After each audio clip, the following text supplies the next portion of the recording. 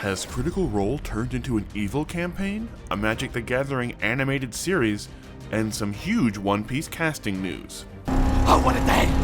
What a lovely day! Welcome to Fantasy News Friday, where we break down the week's biggest fantasy and TTRPG news.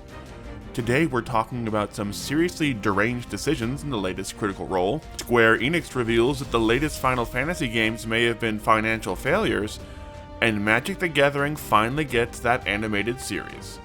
So please take a second and hit those like and subscribe buttons to help us keep making these videos. And now, let's dive into the news. Cannonball!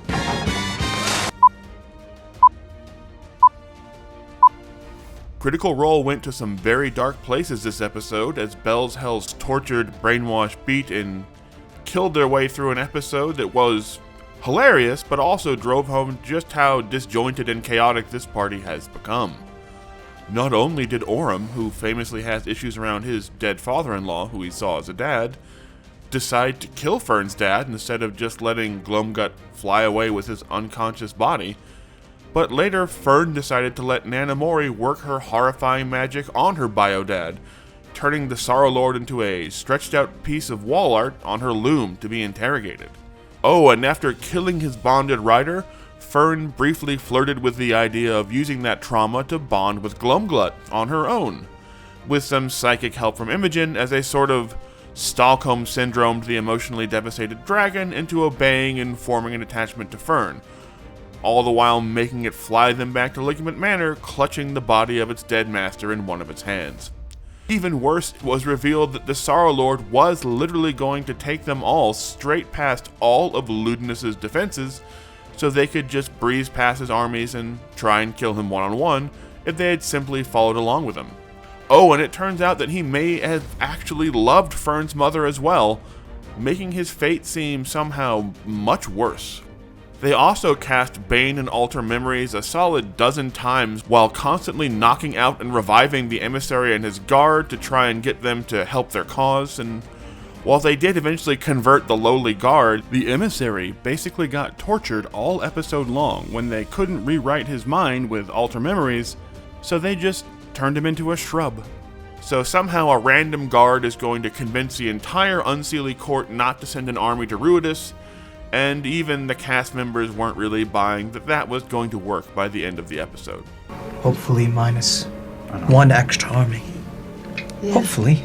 It all had some major Are We the Baddies vibes, which just got worse when Breus reached out to the gods and Asmodeus answered, at which point Breus sort of spilled the Archheart's entire plan to him by reaching out, letting Asmodeus create a new version of the plan where they chased off every god but him, and he became the all-powerful single ruling god over Exandria. Chase the rest away. And we remain. So now that option, which seemed like the best solution for a lot of the party, may ultimately be doomed by Asmodeus knowing about it and making plans to install himself as Exandria's only god. But hey, we learned a little bit about Fey contraception, so that was pretty fun. There are Fey techniques to ensure. The method? Reaching up with that finger in his mouth. We call it the Misty Step. Netflix's Geek Week revealed that the long-dormant Magic the Gathering animated series was springing back to life with a new showrunner announced at their big event. Terry Matalas was revealed as the new head of the Magic the Gathering animated series, which was announced way back in 2019, with the Russo brothers at the helm before they left over creative differences in 2021. Even the alleged star of the show, Brandon Routh, said the series wasn't happening in a recent interview. But now the animated series is back on, and Matalas, who previously ran the third and final season of Star Trek Picard, is taking the lead on finally bringing Magic fans the animated series they've been promised for over half a decade. It's about damn time. Also at Netflix Geeked Week, guest of the channel and Dragonlance superfan Joe Manganiello was announced as Mr. Zero, aka the Warlord Crocodile, for Season 2 of the live-action One Piece series, showing up in person to huge applause from the crowd as his casting was revealed at the Geeked Week event. Crocodile is an incredibly important character, showing up in multiple major story arcs in One Piece to this very day, and Joe Manganiello definitely has the chops to pull off the intimidating pirate warlord. Also announced was the casting of Nico Robin, one of the main Straw Hat pirates on Luffy's crew, with relative newcomer Lyra Abova taking that role on. And we finally got our first look at Chopper, the Straw Hat's reindeer doctor, as part of a behind-the-scenes tour from Monkey D. Luffy himself. And we shouldn't have to wait too long to see more, as One Piece Season 2 has already begun production and should hit Netflix sometime in 2025. But I want it now! Square Enix, the RPG giant behind the massively popular Final Fantasy franchise, has revealed that Final Fantasy VII Rebirth and Final Fantasy XVI have failed to meet their expected sales targets.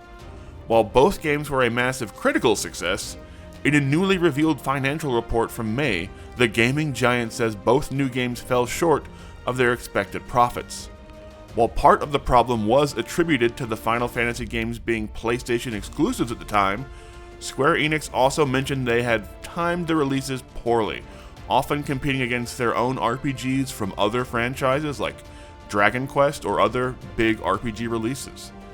Still, some fans have said it was a switch to a more real-time, almost Devil May Cry style of combat that put off players expecting a more traditional turn-based combat for their RPG.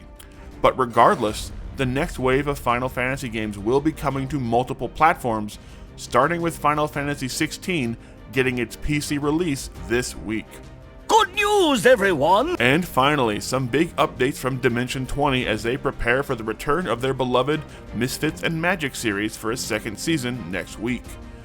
Brendan Lee Mulligan and Erika Ishii have both released videos on Dropout, letting fans know what Evan Kelp and Kay have been up to since the last time we saw the Misfits in the holiday special. Brennan reveals that the nature of magic has fundamentally changed in the world of Misfits and Magic, becoming more chaotic and less reliable, and that Evan has not taken that change particularly well. He also reveals that Abria has created a new system of magic to match those changes that involves escalating dice and sounds really interesting.